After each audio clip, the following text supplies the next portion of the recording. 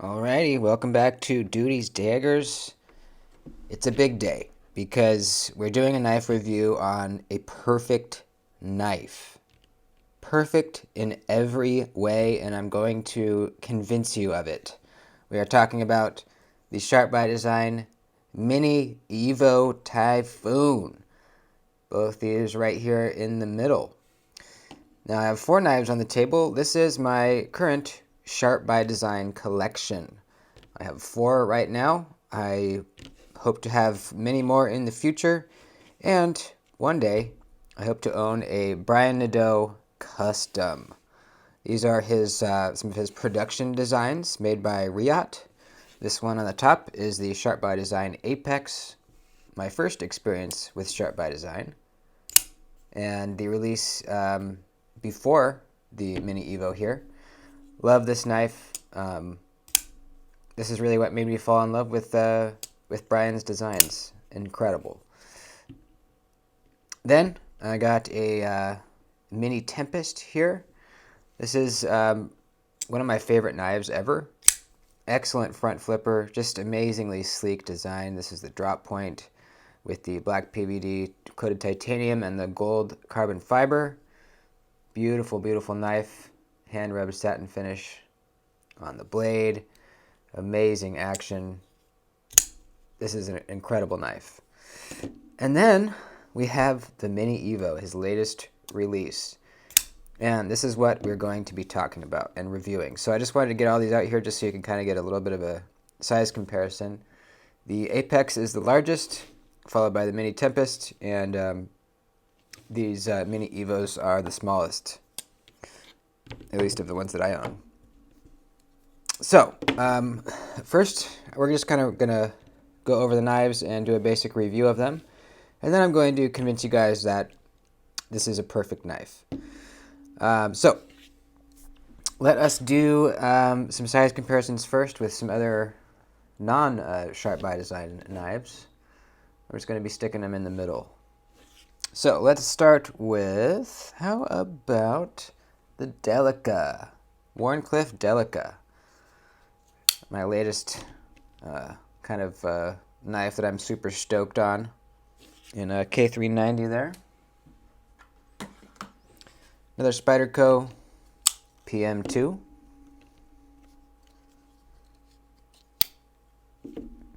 There you go. And what else? Let's just keep with the Spyderco theme. Native 5. There you go. And let's do one more. How about yeah, we'll do the Protect Malibu. Why not? There you go. So they're called the Mini Evo, but they're really not that many. Let's measure them. Let's get the ruler out. These are both exactly the same size, even though one is a Harpoon Tanto, one is a drop point. The blades are the same length. Little over 3 1/4 inches. About 3 and, let's see, 1, 2, 3, 4, 5/16. 3 and 5/16 for the blade. And the handles are just over 4 inches, like 4 and 4 1/16. And same for this one. Exactly the same. So, there's that. Now let's measure the thickness behind the edges. These are very, very nice and thin, very slicey blades. Let me wipe this one off a little bit. A little bit of schmutz on there. Let's see. Whoops. A little bit of schmutz. So this drop point is my user. I don't hard use it, but I definitely carry and use it. This one here, the drop point, and then the Harpoon Tanto is kind of my safe queen. This is the one I'm going to keep nice and pristine. I was lucky enough to be able to get both, thanks to my buddy Diener. So let's get the old calipers out. Now, just to give you kind of a frame of reference for measurements behind the edge, something on the quite thick side behind the edge for a folding knife would be like a Benchmade Griptilian. which is somewhere around 26 thousandths. And then something on the quite thin side of the spectrum would be something like 12 thousandths. So let's see where we're at with these babies. What is that? Oh, that's just some tape gunk or something. I was like, oh shit, is that something on my edge? No. All right, let's take a couple measurements. One back here. And we are looking at 12 thousandths. Damn. I knew it was thin. I had forgotten it was that thin. That's crazy, dude. Looks like we got 13 thousandths right there. And the tip, it gets a little thicker at 19 thousandths. So, damn. Really, really excellent slicey blade. I did a cut test video with this knife. You can go watch it. Just type in Duty's Daggers Cut Test Mini Evo. I will try to remember to link it up in the corner here. But if I forget, then you can just look it up. It did really, really well. Very, very well. I was so happy to see that it did well because I love this knife so much. It is a perfect knife, like I've been saying. And, you know, for it to be perfect, it would have had to cut well. So I was just really happy that it actually did cut very well.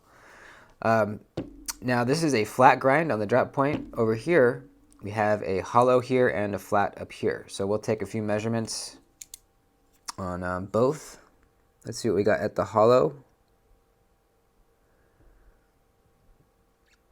Let's see, 17 thousandths. Towards the middle, we have, okay, it gets a lot thinner, 13 thousandths. And then at the flat up here, we have right around 20 thousandths. So that's how Tantos usually are. They usually get thicker here, more of a strength in your tip for piercing, and then thinner back here for piercing. So here in the middle, we have the same measurement behind the edge as the drop point. It gets a little thicker back here. So this is also going to slice really, really well. And you have this kind of more robust tip.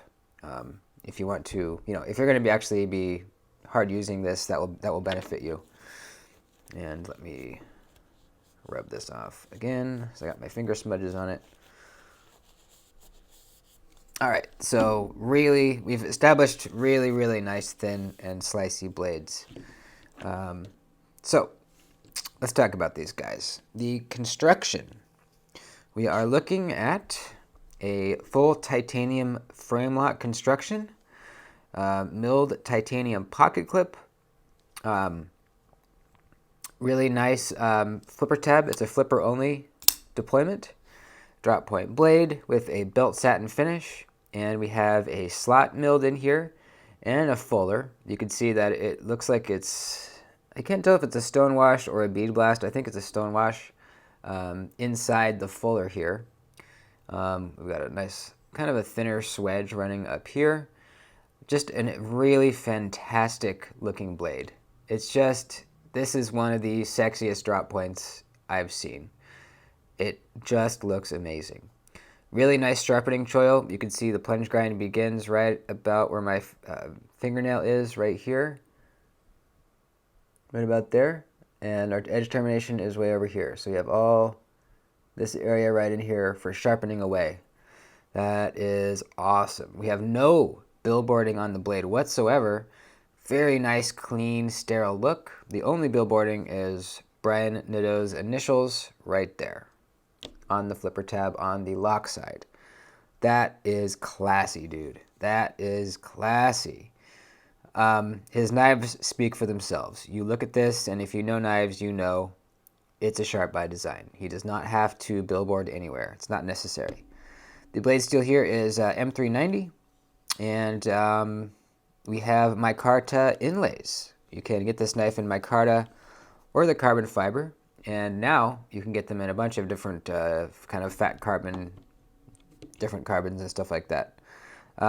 I actually like this micarta one the best. I just think this micarta and titanium look so good together. You can see it's starting to darken there under the clip. You can see how light it was when I first got it. I just think that looks so good, man. There's nothing... I love the look of, you know, patinaed micarta with titanium. I don't know why. I think it just looks so good, so classy. This is an extremely classy knife overall. Both of these are. So it's a frame lock, but we have this inlay covering most of the lock bar on the lock side. You can see there's a little sliver of it kind of hanging out here, and then of course this top portion of it is exposed. But that's really helps you not have to worry about locking yourself out when you go to flip this thing. You're not worried about the placement of your fingers, making sure you're not putting pressure on the lock bar. You don't even have to think about it. All you have to do is grab it, flip it. That's it.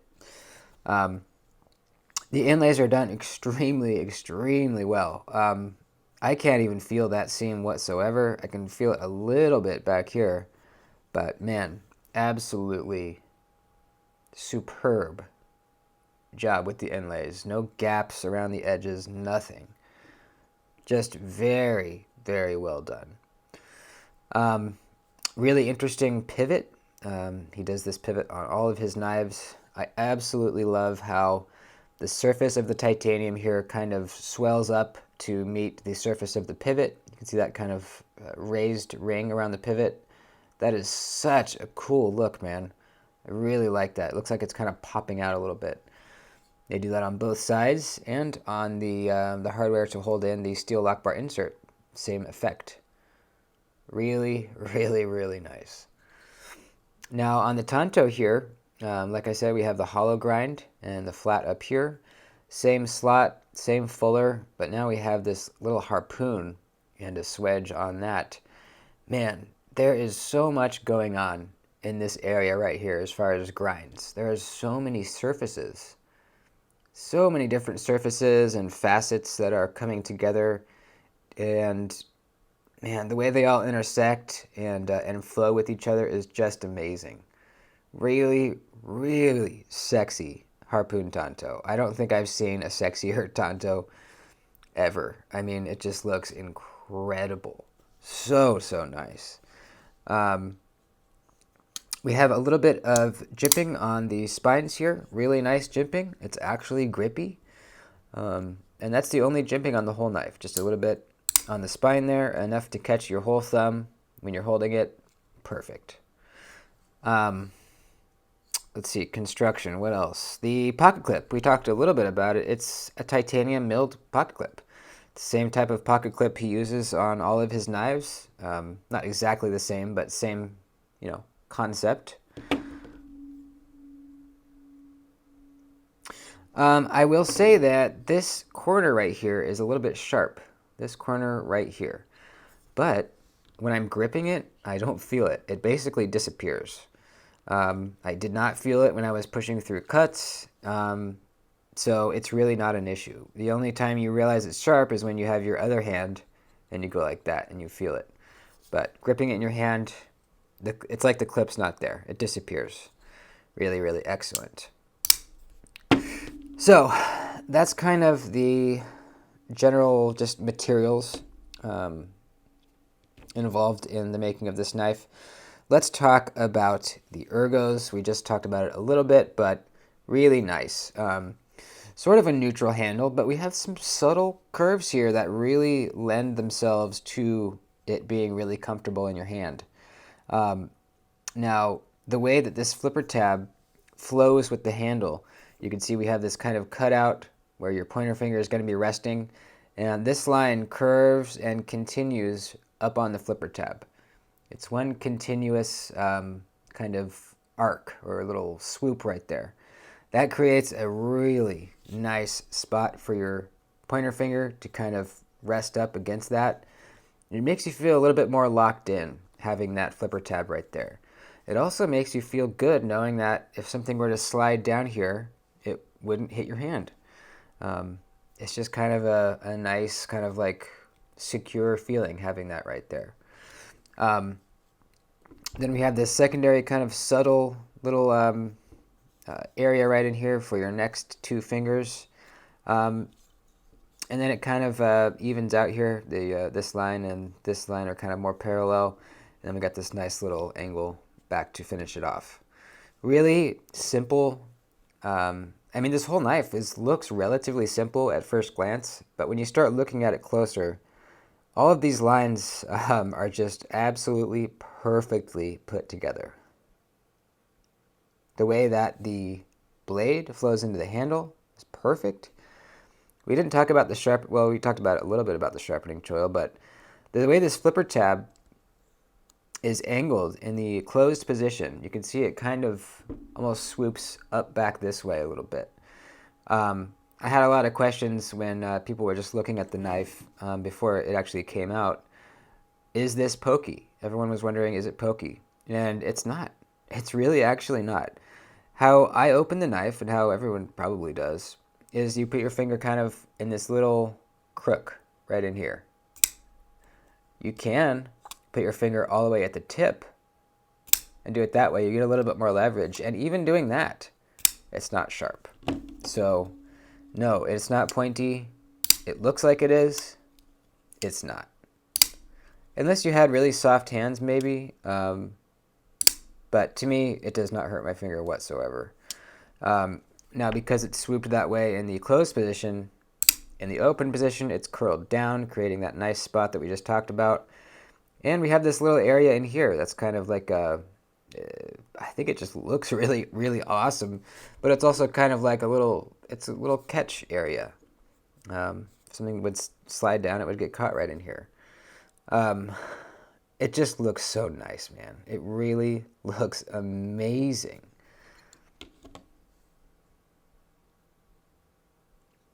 I'm noticing right now. Wow, that's interesting. Look in that sharpening choil area. On this one here, the drop point, or the harpoon tanto, this line, this space right here between the edge termination and where the plunge line ends, this space right here is a little bit longer than on the drop point. See, that space is a little bit larger? Very interesting. I wonder if they're all like that, or if this one was just ground with the plunge grind farther back this way. I don't know. Regardless, this one has actually an even better sharpening choil than the drop point, so not an issue. So yeah, ergonomics, really, really nice. The action. Now, the detent on these is absolutely incredible. It is the absolute crispiest detent I have ever experienced, hands down, on a flipper, on any deployment. And that is because of Brian's detent system. He uses a nub detent system, which is unlike traditional knives. Traditional knives have a detent ball. Liner locks have them, frame locks have them. It's a little ball that sits in a hole in the tang, and the lock bar pushes that hole into, or pushes that detent ball into its hole in the closed position. And that's what gives you that resistance. And that's what you hear the click when it shuts. That's that detent ball popping back into its hole.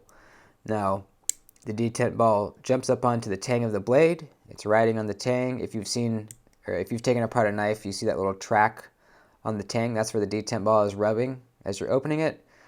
Then you hear another click, or feel another click, and that's that detent ball coming off of the tang. And then you hear the lockout, the snap when you're fully open, and that is the lock bar boop, popping into under the tang. So with the detent nub, that nub, it's basically like the detent is up at the very top corner of the steel lock bar insert. So we still have that resistance when it's closed. So the detent jumps up onto the tang with a really nice pop. It's so crisp that you can hear it. It's crazy. Now, a benefit of this detent system is it's extremely crisp, but you're opening the blade, and it's locked out. There's no little limbo area where, boop, you're not all the way open, but you felt that detent ball pop off the tang. There's none of that. It's just smooth all the way, and it clicks open. That nub is also a little bit slanted, so check this out. When it reaches a certain point,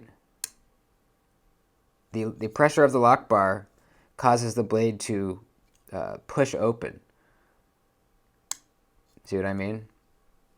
Pushing it, pushing it. It kind of sucks it back.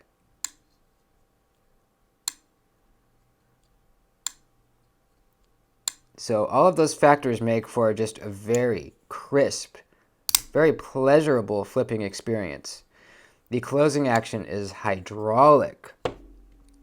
It's not like extreme drop shut, but to me, this is the perfect action.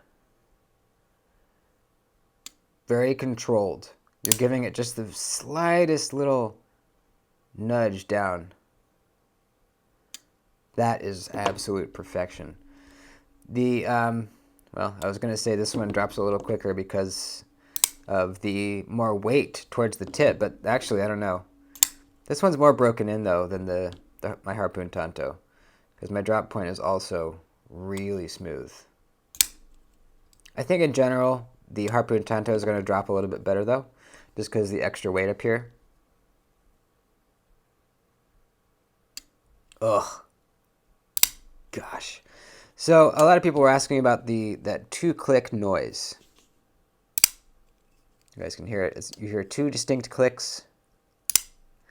The first one is that detent popping out of its home onto the tang. That one right there. The second one is you locking out. So no, there's nothing wrong with your knife. That's how it's supposed to be. And to me, it's an incredible sound. I absolutely love it. A detent so crispy that you can hear it. Just amazing. For mine, this Harpoon Tanto is slightly crispier than my drop point. Just slightly. You can tell a little bit in the noise. Very slightly. I cannot fail these knives. Not even close. It's impossible, dude. They're flying out regardless of how you push this down. Unless you're cheating and like resting part of your finger on the scale or something like this.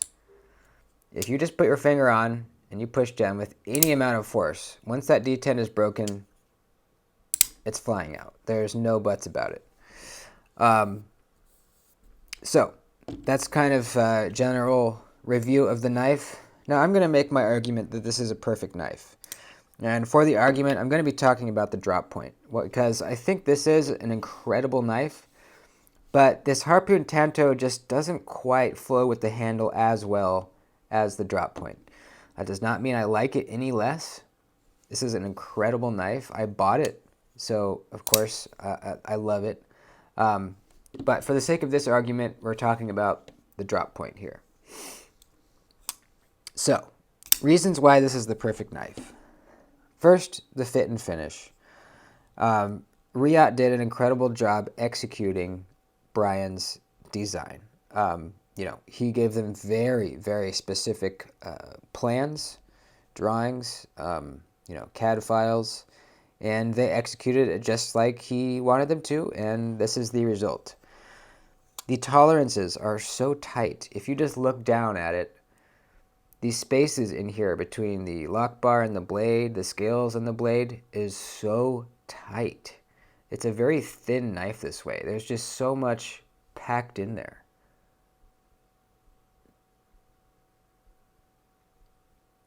Incredible fit and finish. You could tell by the way it shuts, Very controlled drop. That's how you could tell the tolerances are very nice. When you have zero blade play, locked completely solid, any direction, no play, and you have this sort of very controlled action, or a drop shut. The inlay is perfect. The seam where this half of the scale and this half of the scale come together, you can barely even see it. It's right here. You look closely, it's right there. See? You can see where they meet. They are matched up absolutely perfectly. This could be an integral. If you didn't see that seam, it would be, or if there wasn't a seam there.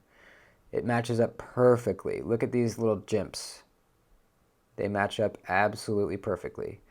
I love this part of the knife right in here, because that tip of the blade Just shows up perfectly centered right in the middle of that little radius in there. If it was off at all, it would be very noticeable. Look at that. Yeah. Uh-huh. So, the blade. Another reason why it's the perfect knife, the blade. This is an absolutely perfect drop point. Drops a bit, the drop kind of starts here and gradually ends at the tip. Perfect amount of belly for a drop point. Just amazing full flat grind. Great sharpening choil.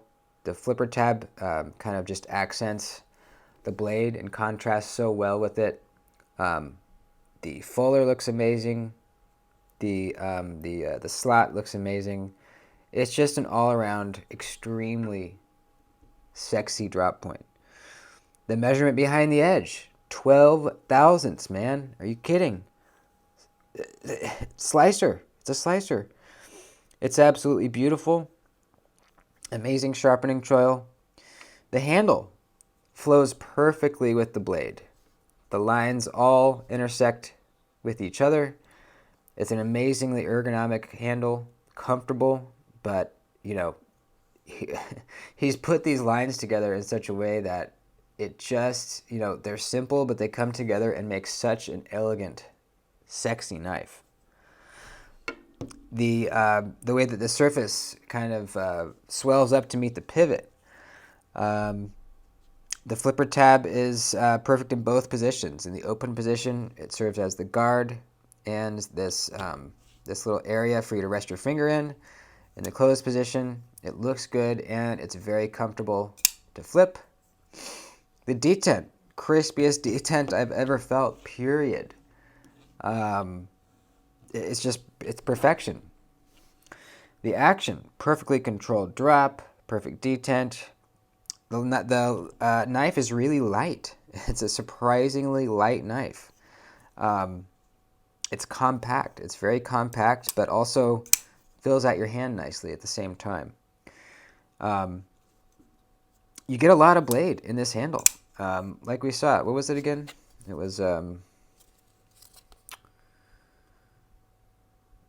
and 5/16. The actual cutting edge is over 3. It's like 3 1/8.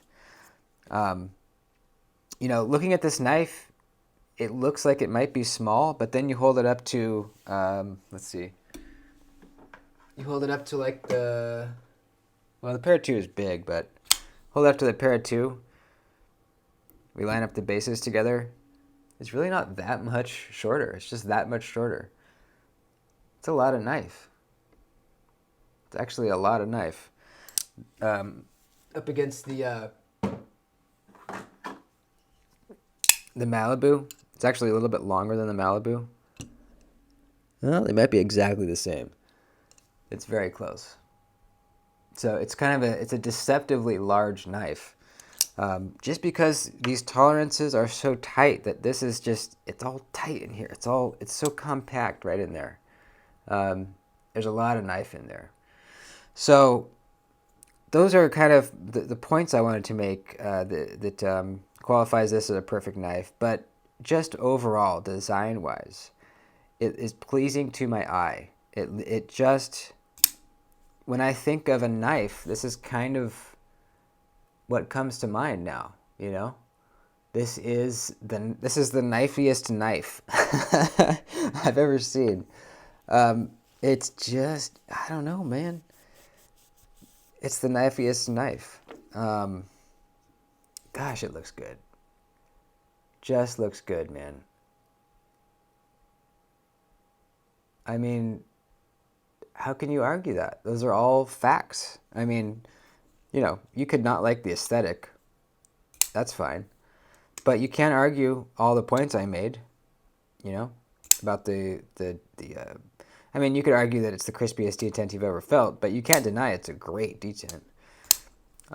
You can't deny that it's very comfortable. You can't deny the measurement behind the edge. You can't deny the action, that controlled drop sheddiness. You can't deny the fit and finish. You can't deny the inlay work. So even objectively, this knife is very, very, very good. And what takes it to the next level as being, in my opinion, a perfect knife is the aesthetics and just how amazing this looks. So, if you're not convinced, that's fine. You may have different tastes than I do. But to me, this is a perfect knife. And I'm not saying the perfect knife or the best knife ever made. There's many perfect knives. This is just one of them. This is one of the probably few perfect knives. I mean, I think the Mini Tempest is also a perfect knife. So, Brian Nadeau is one of my favorite, if not the favorite, of my. He is my favorite knife designer. His designs just speak to me. They're so clean and just executed so well. I don't know. I just think his designs are amazing. So you might not, but I do. So thanks for watching, dudes. That was the Sharp by Design Mini Tempest overview and review. I have, like I said, have done cut tests with this. So this is a full review. I do know that it cuts very well. And thanks for watching. That's about it, dudes. I love you guys. Please like the video before you bounce out and subscribe if you don't mind. Thank you, and I will see you in the next one. Later.